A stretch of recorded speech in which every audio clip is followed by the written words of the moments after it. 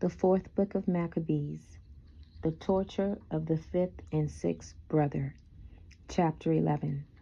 When he too died, after being cruelly tortured, the fifth leaped up, saying, I will not refuse, tyrant, to be tortured for the sake of virtue.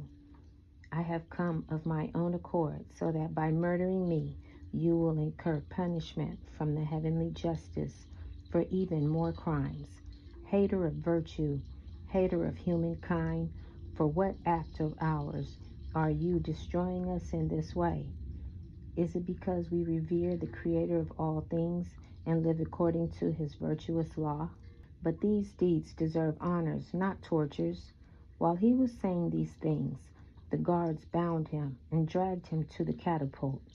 They tied him to it on his knees, and fitting iron clamps on them, they twisted his back around the wedge on the wheel, so that he was completely curled back like a scorpion, and all his members were disjointed. In this condition, gasping for breath and in anguish of body, he said, Tyrant, they are splendid favors that you grant us against your will, because through these noble sufferings you give us an opportunity to show our endurance for the law. When he too had died, the sixth, a mere boy, was led in. When the tyrant inquired whether he was willing to eat and be released, he said, I am younger in age than my brothers, but I am their equal in mind. Since to this end we were born and bred, we ought likewise to die for the same principles.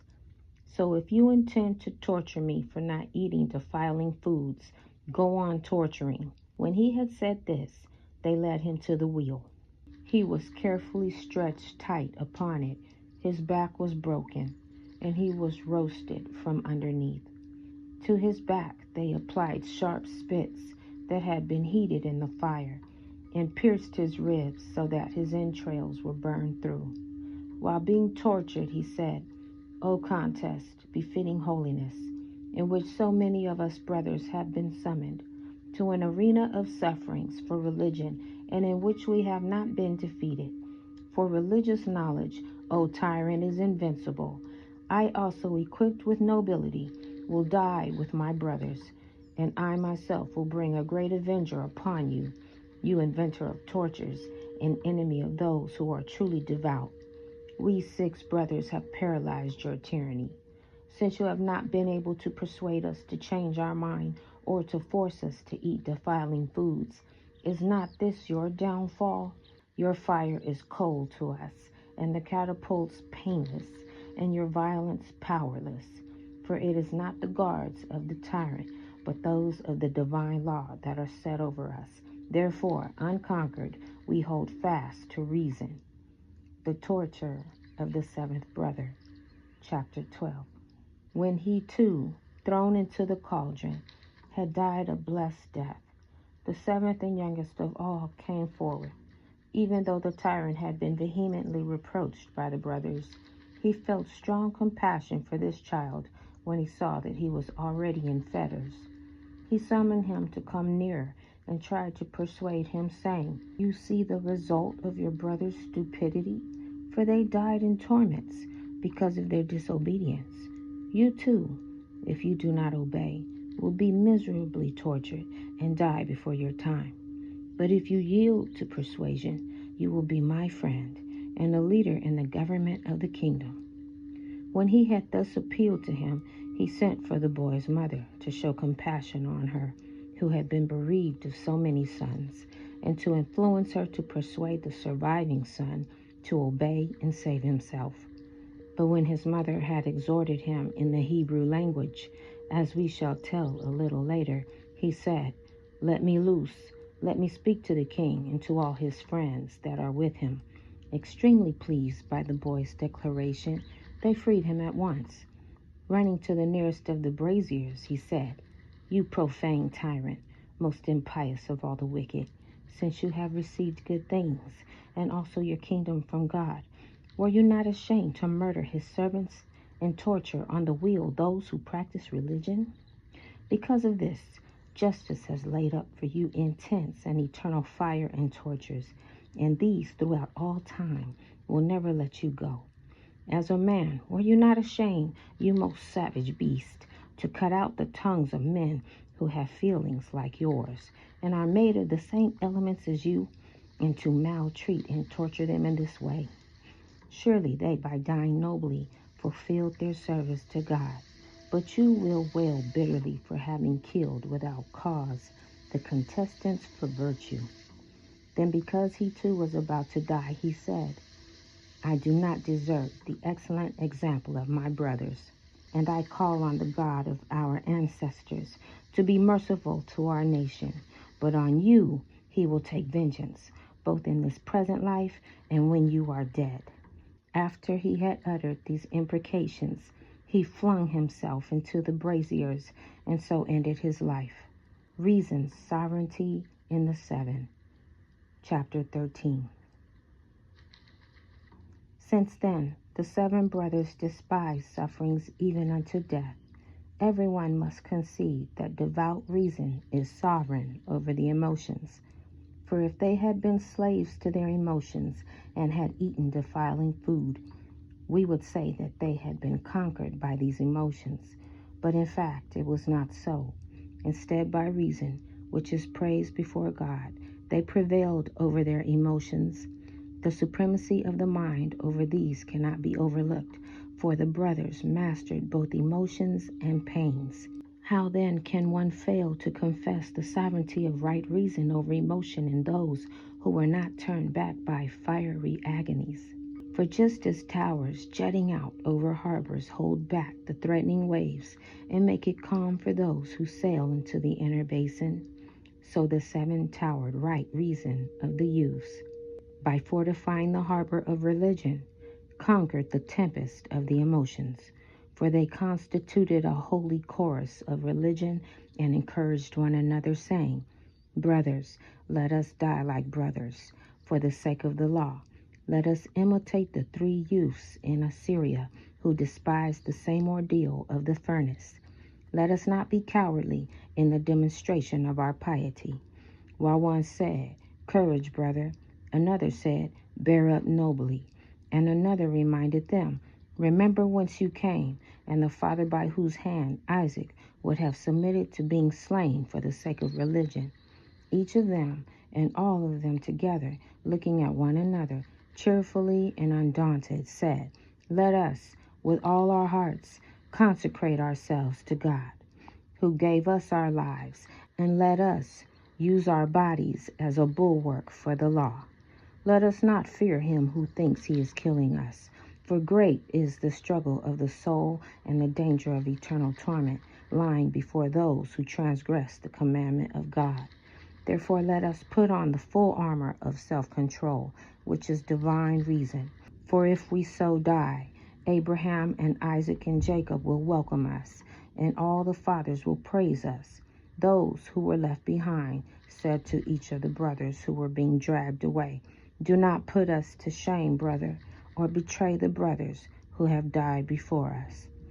You are not ignorant of the affection of family ties, which the divine and all-wise providence has bequeathed through the fathers to their descendants, and which was implanted in the mother's womb. There, each of the brothers spent the same length of time, and was shaped during the same period of time, and growing from the same blood and through the same life. They were brought to the light of day. When they were born after an equal time of gestation, they drank milk from the same fountains. From such embraces, brotherly loving souls are nourished, and they grew stronger from this common nurture and daily companionship, and from both general education and our discipline in the law of God. Therefore, when sympathy and brotherly affection had been so established, the brothers were the more sympathetic to one another. Since they had been educated by the same law and trained in the same virtues, and brought up in the right living, they loved one another all the more. A common zeal for nobility strengthened their goodwill toward one another and their concord, because they could make their brotherly love more fervent with the aid of their religion. But although nature and companionship and virtuous habits had augmented the affection of family ties, those who were left endured for the sake of religion while watching their brothers being maltreated and tortured to death. Chapter 14. Furthermore, they encouraged them to face the torture so that they not only despised their agonies, but also mastered the emotions of brotherly love. O reason, more royal than kings and freer than the free, O sacred and harmonious concord of the seven brothers on behalf of religion, none of the 7 youths proved coward or shrank from death, but all of them, as though running the course toward immortality, hastened to death by torture. Just as the hands and feet are moved in harmony with the guidance of the mind, so those holy youths, as though moved by an immortal spirit of devotion, agreed to go to death for its sake. O most holy 7 brothers in harmony, for just as the 7 days of creation move in choral dance around religion, so these youths, forming a chorus, encircled the 7-fold fear of tortures and dissolved it. Even now we ourselves shudder as we hear of the suffering of these young men. They not only saw what was happening, not only heard the direct word of threat, but also bore the sufferings patiently and in agonies of fire at that. What could be more excruciatingly painful than this? For the power of fire is intense and swift, and it consumed their bodies quickly. An encomium on the mother of the 7. Do not consider it amazing that reason had full command over these men in their tortures, since the mind of woman despised even more diverse agonies. For the mother of the 7 young men bore up under the rackings of each one of her children.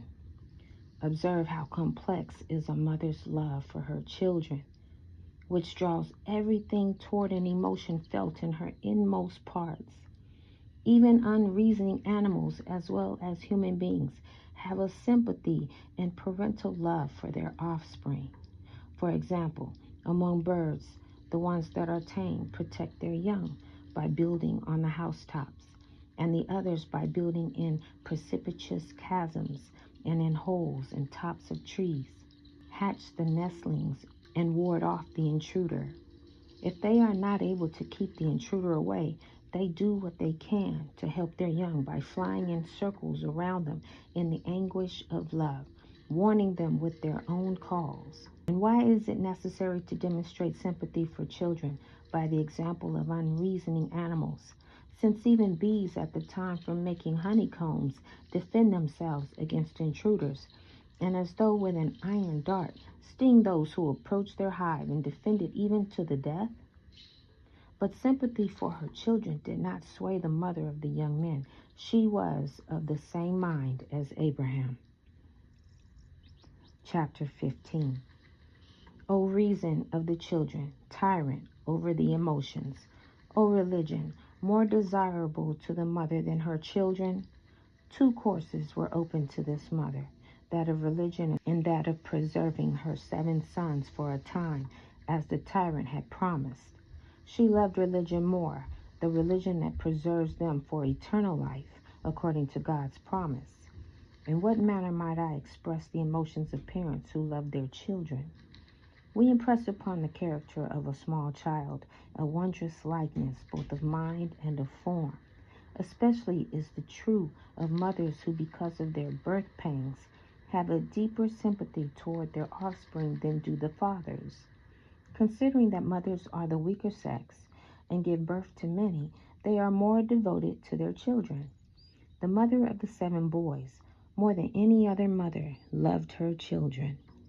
In 7 pregnancies, she had implanted in herself tender love toward them, and because of the many pains she suffered with each of them, she had sympathy for them. Yet because of the fear of God, she disdained the temporary safety of her children. Not only so, but also because of the nobility of her sons and their ready obedience to the law, she felt a greater tenderness toward them. For they were righteous and self-controlled and brave, and magnanimous, and loved their brothers and their mother, so that they obeyed her even to death in keeping the ordinances. Nevertheless, though so many factors influenced the mother to suffer with them out of love for her children, in the case of none of them were the various tortures strong enough to pervert her reason, but each child separately and all of them together the mother urged on to death for religion's sake. O sacred nature and affection of parental love, yearning of parents toward offspring, nurture and indomitable suffering by mothers. This mother, who saw them tortured and burned one by one because of religion, did not change her attitude. She watched the flesh of her children being consumed by fire, their toes and fingers scattered on the ground, and the flesh of the head to the chin exposed like mask. O mother, tried now by more bitter pains than even the birth pains you suffered for them. O mother, who alone gave birth to such complete devotion, when the firstborn breathed his last, it did not turn you aside, nor when the second in torments looked at you piteously, nor when the third expired. Nor did you weep when you looked at the eyes of each one in his tortures, gazing boldly at the same agonies, and saw in their nostrils the signs of the approach of death. When you saw the flesh of children burned upon the flesh of the other children, severed hands upon hands, scalped heads upon heads, and corpses fallen on other corpses, and when you saw the place filled with many spectators of the torturings, you did not shed tears. Neither the melodies of sirens nor the songs of swans attract the attention of their hearers, as did the voices of the children in torture calling to their mother. How great and how many torments the mother then suffered as her sons were tortured on the wheel and with the hot irons. But devout reason, giving her heart a man's courage in the very midst of her emotions, strengthened her to disregard for the time her parental love. Although she witnessed the destruction of 7 children and the ingenious and various rackings, this noble mother disregarded all these because of faith in God. For as in the council chamber of her own soul she saw mighty advocates, nature, family, parental love, and the rackings of her children, this mother held 2 ballots, one bearing death and the other deliverance for her children. She did not approve the deliverance that would preserve the 7 sons for a short time, but as the daughter of God-fearing Abraham, she remembered his fortitude. O mother of the nation, vindicator of the law and champion of religion, who carried away the prize of the contest in your heart, O more noble than males in steadfastness and more courageous than men in endurance, just as Noah's ark, carrying the world in the universal flood, stoutly endured the waves, so you, O guardian of the law, overwhelmed from every side by the flood of your emotions and the violent winds, the torture of your sons, endured nobly and withstood the wintry storms that assail religion. Chapter 16. If then a woman advanced in years and mother of 7 sons endured seeing her children tortured to death, it must be admitted that devout reason is sovereign over the emotions. Thus I have demonstrated not only that men have ruled over the emotions, but also that a woman has despised the fiercest tortures. The lions surrounding Daniel were not so savage, nor was the raging fiery furnace of Mishael so intensely hot as was her innate parental love, inflamed as she saw her 7 sons tortured in such varied ways. But the mother quenched so many and such great emotions by devout reason. Consider this also. If this woman, though a mother, had been faint-hearted, she would have mourned over them and perhaps spoken as follows: Oh, how wretched am I, and many times unhappy, after bearing 7 children. I am now the mother of none. O 7 childbirths, all in vain, 7 profitless pregnancies, fruitless nurturings and wretched nursings. In vain, my sons, I endured many birth pains for you, and the more grievous anxieties of your upbringing. Alas, my children, some unmarried, others married and without offspring. I shall not see your children or have the happiness of being called grandmother. Alas, I who had so many and beautiful children am a widow and alone, with many sorrows. And when I die, I shall have none of my sons to bury me. Yet that holy and God-fearing mother did not wail with such a lament for any of them, nor did she dissuade any of them from dying, nor did she grieve as they were dying. On the contrary, as though having a mind like adamant, and giving rebirth for immortality to the whole number of her sons, she implored them and urged them on to death for the sake of religion. O mother, soldier of God in the cause of religion, elder and woman, by steadfastness you have conquered even a tyrant, and in word and deed you have proved more powerful than a man. For when you and your sons were arrested together, you stood and watched Eleazar being tortured, and said to your sons in the Hebrew language, My sons, noble is the contest to which you are called to bear witness for the nation. Fight zealously for our ancestral law. For it would be shameful if, while an aged man endures such agonies for the sake of religion, you young men were to be terrified by tortures. Remember that it is through God that you have had a share in the world and have enjoyed life, and therefore you ought to endure any suffering for the sake of God. For his sake also our father Abraham was zealous to sacrifice his son Isaac, the ancestor of our nation. And when Isaac saw his father's hand wielding a knife and descending upon him, he did not cower.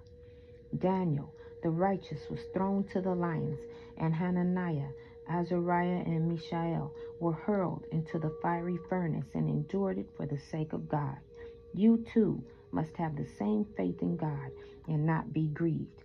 It is unreasonable for people who have religious knowledge not to withstand pain.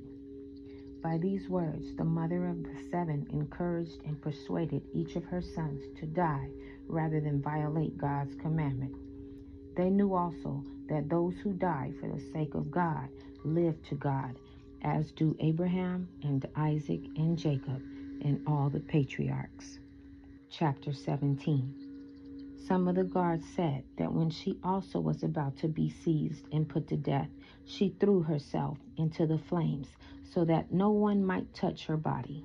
O mother, who with your 7 sons nullified the violence of the tyrant, frustrated his evil designs, and showed the courage of your faith, nobly set like a roof on the pillars of your sons, you held firm and unswervingly against the earthquake of the tortures. Take courage, therefore, O holy-minded mother, maintaining firm and enduring hope in God. The moon in heaven with the stars does not stand so august as you, who, after lighting the way of your star-like 7 sons to piety, stand in honor before God and are firmly set in heaven with them. For your children were true descendants of Father Abraham. The effect of the martyrdoms. If it were possible for us to paint the history of your religion as an artist might, would not those who first beheld it have shuddered as they saw the mother of the 7 children enduring their very tortures to death for the sake of religion? Indeed, it would be proper to inscribe on their tombs these words as a reminder to the people of our nation. Here lie buried an aged priest and an aged woman and 7 sons, because of the violence of the tyrant who wished to destroy the way of life of the Hebrews. They vindicated their nation, looking to God and enduring torture even to death. Truly, the contest in which they were engaged was divine. For on that day virtue gave the awards and tested them for their endurance. The prize was immortality and endless life. Eleazar was the first contestant. The mother of the 7 sons entered the competition, and the brothers contended. The tyrant was the antagonist, and the world and the human race were the spectators. Reverence for God was victor and gave the crown to its own athletes, who did not admire the athletes of the divine legislation, who were not amazed. The tyrant himself and all his council marveled at their endurance, because of which they now stand before the divine throne and live the life of eternal blessedness. For Moses says, all who are consecrated are under your hands. These then, who have been consecrated for the sake of God, are honored, not only with this honor, but also by the fact that because of them, our enemies did not rule over our nation. The tyrant was punished and the homeland purified, they having become, as it were, a ransom for the sin of our nation. And through the blood of those devout ones and their death as an atoning sacrifice, divine providence preserved Israel that previously had been mistreated. For the tyrant Antiochus, when he saw the courage of their virtue and their endurance under the tortures, proclaimed them to his soldiers as an example for their own endurance, and this made them brave and courageous for infantry, battle, and siege, and he ravaged and conquered all his enemies. Chapter 18. O Israelite children, offspring of the seed of Abraham, obey this law, and exercise piety in every way, knowing that devout reason is master of all emotions, not only of sufferings from within, but also of those from without. Therefore, those who gave over their bodies in suffering for the sake of religion were not only admired by mortals, but also were deemed worthy to share in a divine inheritance. Because of them, the nation gained peace, and by reviving observance of the law in the homeland, they ravaged the enemy. The tyrant Antiochus was both punished on earth and is being chastised after his death, since in no way whatever was he able to compel the Israelites to become pagans and to abandon their ancestral customs. He left Jerusalem and marched against the Persians. The mother's address to her children. The mother of 7 sons expressed also these principles to her children. I was a pure virgin, and did not go outside my father's house, but I guarded the rib from which woman was made. No seducer corrupted me on a desert plain, nor did the destroyer, the deceitful serpent, defile the purity of my virginity. In the time of my maturity I remained with my husband, and when these sons had grown up, their father died. A happy man was he who lived out his life with good children and did not have the grief of bereavement. While he was still with you, he taught you the law and the prophets. He read to you about Abel slain by Cain, and Isaac who was offered as a burnt offering, and about Joseph in prison. He told you of the zeal of Phinehas, and he taught you about Hananiah, Azariah, and Mishael in the fire. He praised Daniel in the den of the lions and blessed him. He reminded you of the scripture of Isaiah, which says, even though you go through the fire, the flame shall not consume you. He sang to you songs of the psalmist David, who said, many are the afflictions of the righteous. He recounted to you Solomon's proverb, there is a tree of life for those who do his will. He confirmed the query of Ezekiel, shall these dry bones live? For he did not forget to teach you the song that Moses taught, which says, I kill and I make alive. This is your life in the length of your days. Oh, bitter was that day, and yet not bitter, when that bitter tyrant of the Greeks quenched fire with fire in his cruel cauldrons, and in his burning rage brought those 7 sons of the daughter of Abraham to the catapult and back again to more tortures, pierced the pupils of their eyes and cut out their tongues and put them to death with various tortures. For these crimes divine justice pursued and will pursue the accursed tyrant. But the sons of Abraham, with their victorious mother, are gathered together into the chorus of the fathers, and have received pure and immortal souls from God, to whom be glory forever and ever. Amen. This concludes the 4th book of Maccabees, chapter 11 through 18. Shalom.